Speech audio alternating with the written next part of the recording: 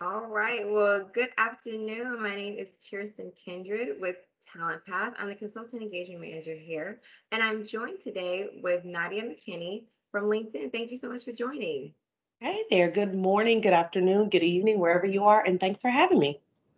Well, today I know we are going to have a fireside chat discussing how women can own their voice in the workplace. And I would love to kind of hear a little bit about your background and how you got to LinkedIn. Awesome. So, first of all, Kirsten, thank you so much for inviting me to have this conversation. I get really fired up about this topic.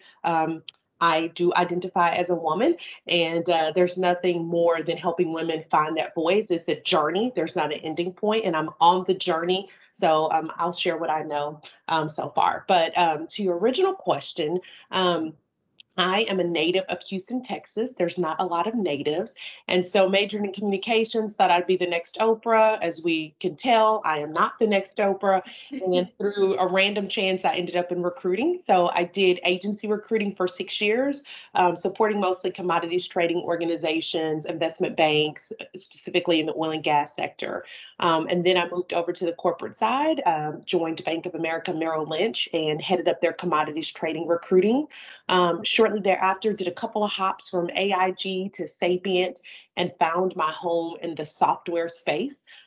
Pros, which is a Houston based but global software company. I spent nearly 6 years there running their global TA practice. Loved pros. I was known for saying I bleed blue. And then I was recruited by LinkedIn to join their leadership team and kind of head up a number of functions. So the cool thing is I still get to bleed blue because LinkedIn's colors are blue. So stayed on brand there. So I've been in the recruiting space for 20 years. Love leadership, love recruiting, love coaching, and leadership and development. So Wonderful. Well, we're going to jump right into it. So, we're going to talk about having a growth mindset. Research shows that women are less confident in their abilities than men. How can women overcome this, and how can an organization help?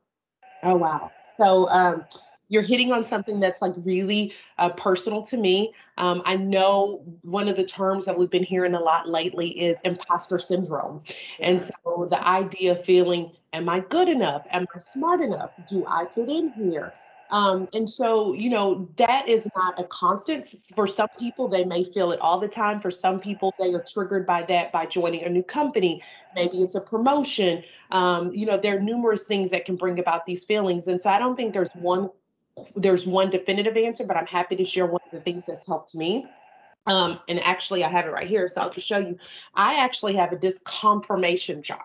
And so Love my that. disc confirmation jar is meant to house disc confirmations to the idea that I'm not good enough. Am I an imposter? And so, for example, when I do something that I'm really proud of, so for example, I rock a presentation, for our executive team. I coach an employee through a difficult situation.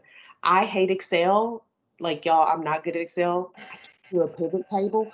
So when I do a pivot table, all of those things remind me that actually I am worthy. I do have value. I can do difficult things. And so what I do is I stick it on a sticky note and I drop it in this jar. And so inevitably next week, when I have that moment of, oh, how did I get here? Can I do this?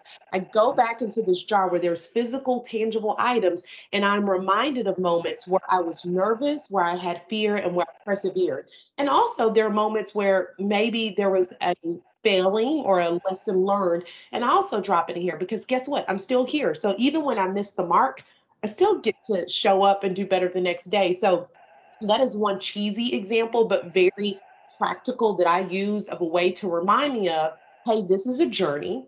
Inevitably, I will feel some kind of discomfort, and I can go back into a place and pull upon past experiences of where I've persevered. So that is a tangible thing. But I think, it is a journey.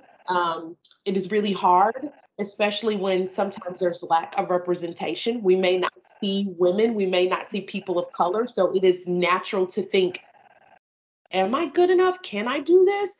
And so those are moments when we have to go externally and internally So externally reaching out to mentors, reaching out to folks, reaching out to allies, reaching out to, like, if you're a woman, some of our male leaders, and saying, hey, I need some coaching, I need some mentorship. And then internally just doing practices to ground us, whether it's meditation, whether it's prayer, whether it's sometimes getting up 15 minutes earlier to just organize your day so you're not frantically running from meeting to meeting. That helps you feel grounded. So I think there are a number of things that we can do and will continue to do to help us, ground us in our purpose. That is so, so true. And another thing too that I think is important for women and minorities, it's hard because like you said, it's hard for us we always question it. Like, should we be here? Should we be sitting in this room? And I think that those affirmations and setting our intentions for the day will definitely help us to persevere. So that's great. I know that the ultimate power of boundaries is such a key thing we hear in different settings. In today's work from home world, virtual work has really made individuals and their lives kind of blend together. Suddenly, Yes. there's no separation between work and some people are working in their bedrooms and then they go and then they go right back. My Peloton is on You the know, other side of the screen. we're and working out all of the same thing, eat, play, sleep kind of motto now. And learning to balance all of these is really important, and also it's also a self-care act as well too. What do you feel like the best practices are for inserting to say no, what needed, and allowing yourself the grace to prioritize your own needs? Oh, wow. Okay. So this is heavy for a people pleaser because I'm a people pleaser, not something to be proud of, but it's a part of my DNA. But there's a couple of things that I think we can do. So I know that we were all familiar with the lean in phrase that became really popular from Sheryl Sandberg, which I'm a huge fan of. But I also think there's a concept of leaning out. And I think it is as powerful as leaning in. So there are moments in our life where we will lean in, where we will raise our hand, we will ask our leader to give us stretch projects, but there are times when we will lean out. And so I talked to my team about leaning out. For example, small one, I was late to our chat this morning because I was on a call with some leaders and some folks on my team. And I've told my team, hey, sometimes it's okay to turn off the camera, right? Like, we do not, I know in this world where we're all virtual, we're all on Zoom, Teams, plug Microsoft Teams, we're all on our different video platforms. And, it is essential to be on camera so that we can create camaraderie and, all of those reasons. But sometimes it is okay to turn that camera off because being on is draining. It is more draining than when you are in a physical room. So things like turning your camera off. Especially in this time, as you mentioned, of this blur of work at home or working from the pandemic. I'll let you guys in on another little secret that I do. And actually, we're not going to make this a therapy session, but it was actually suggested to me by my marriage therapist. So I usually get dressed every day. Today is a day that I'm actually more down dressed. I have on sweatpants today only because it's the first full like cold day in Houston. But I fully get dressed every day, makeup, and I know working from home, a lot of people are like, no, I want to wear and do what works for you, right? But I fully get dressed for work. Um, and the reason is because when I leave this work setting, when I leave my faux office, that's my Peloton room, and I close the door, I then go and put on my sweatpants, my comfy t-shirt, so that I'm like, once I get out of these work clothes, I'm done with work. So I don't find myself bringing my laptop into the dinner table or sitting on the couch watching TV with my husband with my laptop. So for me, I actually need to separate work from home. And one way of doing that is to get dressed for work and then to get undressed from work and unplug and spend time with my family. But outside of those kind of easy things, I think it's a matter of deciding what's important to you and what works for you and your family and your home, your pets, your friends. And so, perhaps if your leader asks you to take a stretch project or take that meeting at Friday on a 4:30, shame on that leader. I have to work myself to say, you know what, Frank, I'm so excited about this. Will this meeting be recorded? Because I will be shutting down Friday at 3 o'clock. And so I won't be available for that meeting. So is there a way that the meeting can be recorded or I can get notes from that meeting? And there's a way to say that says, hey, I'm engaged. I want to be a part of the team. And I'm prioritizing what's needed for me. And I don't have to tell them what I'm going to do personally. I think, those two things are not mutually exclusive, being engaged in your career and being engaged in your work-life balance. And so I think it's important to be able to say it and not overshare. You don't have to tell them I'm going to the doctor, I'm picking up my kid. it's none of their business. You can sit on the couch and watch Married at First Sight. Um, I do. But I think it's important to be able to speak to that in a very clean way of showing I am engaged, I'm excited to be here and contribute, and I need some time for myself.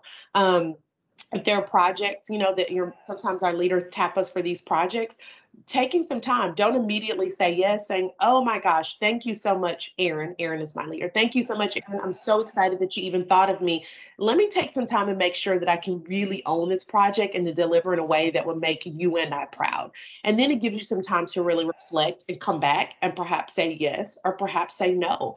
So I think it's not being reactive, it's responding to situations, even those really exciting ones. I think it's about prioritizing, thinking about what projects we want to take. I think it's about, setting boundaries. I think it's little things, like I said, turning that camera off, figuring out maybe dressing up or dressing down works for you, blocking time in your day, figuring out little hacks in your day so that you can walk the dog or have a cup of coffee or go into the break room. So I think we each have to find out what works for us, because the way that works for me for setting boundaries may not work for others. So it's that inventory and personal audit that I talk about. And Kiersten, I should have warned you, girl. I'm from the South. It takes me 45 minutes to say good morning. So just say burrito and I'll wrap it up. No, no, no, you're fine. We all from the South. Yeah. Oh, no, that's fine. It's so funny that, to talk about the different boundaries. Because I remember a point in time, and I'm sure you remember this too, where we saw girl boss everywhere. Everyone wanted to be a girl boss, girl boss, girl boss, like I'm a hashtag girl boss. And, I've been reading different things where they talk about the dismantling of this girl boss thing. And because it was like she did everything, she was owning the room, she knew she was supposed to be in that room. And I think that it's funny that it's kind of dismantled, but what came from it has been another form of a girl boss, and and other people being able to have their voices. Why do you think that the girl boss movement has kind of ended, and how has it kind of evolved? I think it's evolved over time, and I think that now that it's not this girl boss thing. It's about you are a boss, kind of being able to set boundaries. But I would love to hear your opinion on that.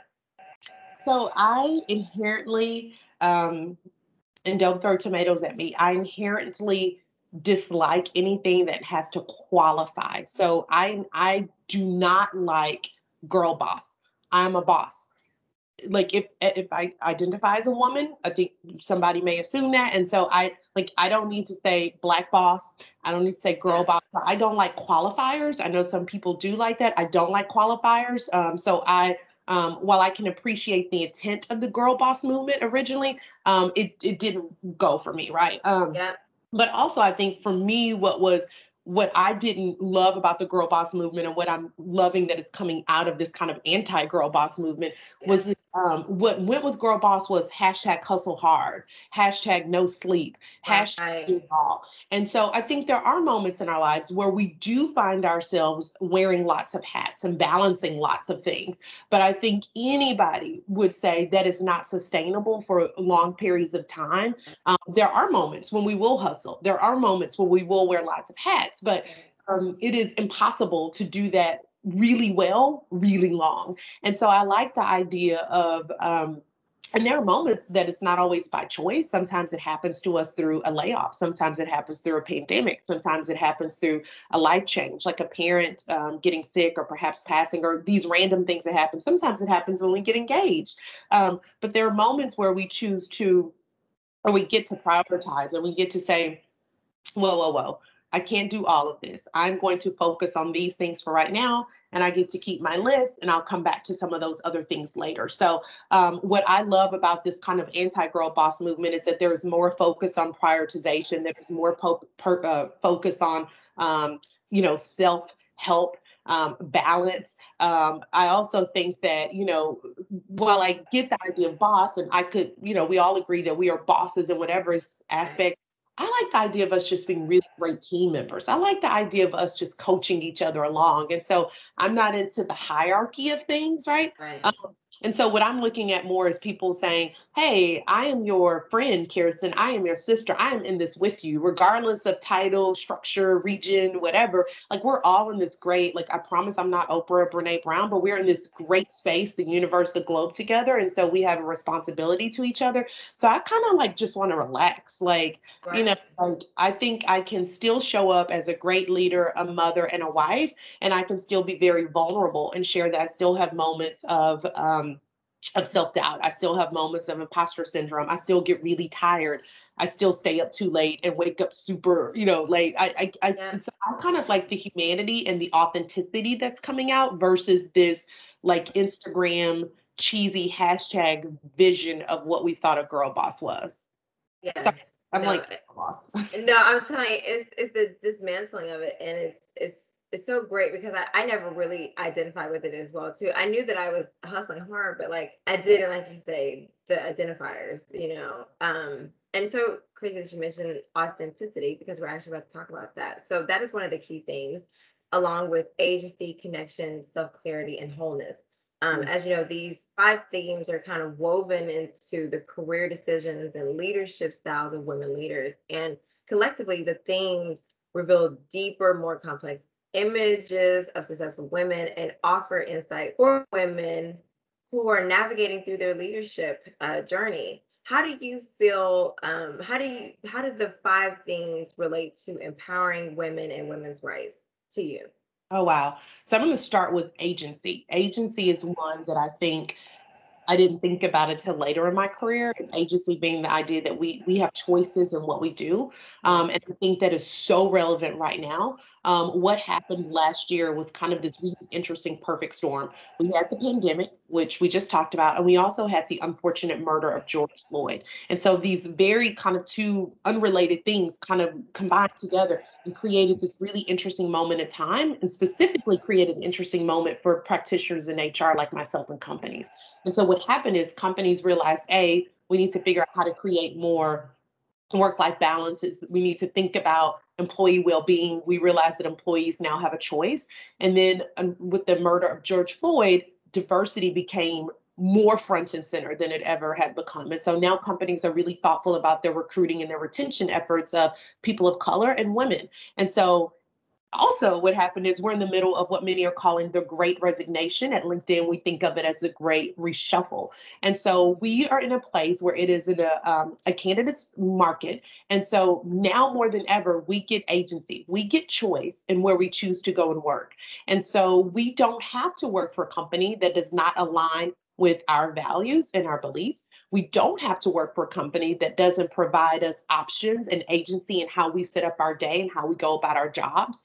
Because if we don't, like what our current company has, there are a lot of jobs on LinkedIn that one can go and find those jobs. And so I think remembering that, I think, I grew up in a space where my parents kind of like, I was just grateful. I was grateful. I got out of college. I had student loans. I needed to get a job. And so I was like, I'm just grateful to get a job. Like, and so Yeah. I think I think now I would encourage people to add a dash of entitlement. And I don't mean the gross view of entitlement, but a healthy dash of entitlement that says, I am entitled to find a workplace that not only provides me a paycheck and benefits, but also provides me opportunity to set up my day the way that I want. And so I think specifically as a woman and as a woman of color, but for any employee, I would encourage them to remember we all have agency and we should think about that. We get to be choosy in this space, and we haven't always been able to do that. And so I think we want to just be mindful of that. So that's a huge one for me. And like I said, this environment has really given us more opportunity to do that. Um, Along with agency, I think authenticity comes in. I think um, the way we think we show up and what we think we want is not always how we show up and not always how we want. And so there's this audit that I like to do ever so often. One of the things I get up and I look at my calendar and I say, okay, what brings me joy today? What gets me excited and what doesn't bring me joy? So it helps me figure out what things fire me up and what things drain me. And obviously in my day, like there are going to be some things that are draining, like budget Yeah. meetings, account planning, right? But the bulk of it, I'm just trying to kind of get a feel of what gets me excited. And because it changes from time to time and over time. And so I think those audits of what do I like?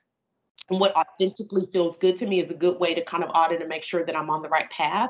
I also do an external audit where I kind of say, ask people randomly, like, how do I show up? Not people that are just close to me, not people that are just my immediate peers, but like, how am I showing up for you? Nothing as formal as like a 360 review, but like, if you had to use a couple of words to describe my brand, what is it? And so I do internal and external audits like every quarter to see what's changed about me and how does this impact. Am I still in the right place at LinkedIn? Am I still doing the right job at LinkedIn?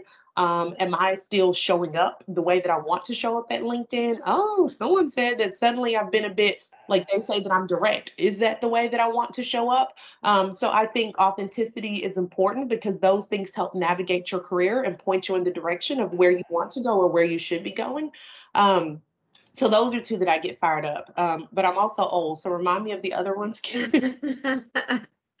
You're not old.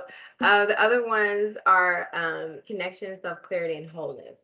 Okay. I'll talk about connection. I know it's cheesy. I do, y'all. I love LinkedIn, and I've loved LinkedIn long before went there. But I think I can help but think about connection. Our platform was created for connection, but I think even outside of the platform and any like social media tool, I think the idea to connect to people, to grow our connections, to have a Yeah. network, and so internally to be thinking about how do I connect with how do I connect with leaders to have coffee chats? How do I connect with my peers? There's a lot of like reverse mentoring that can happen.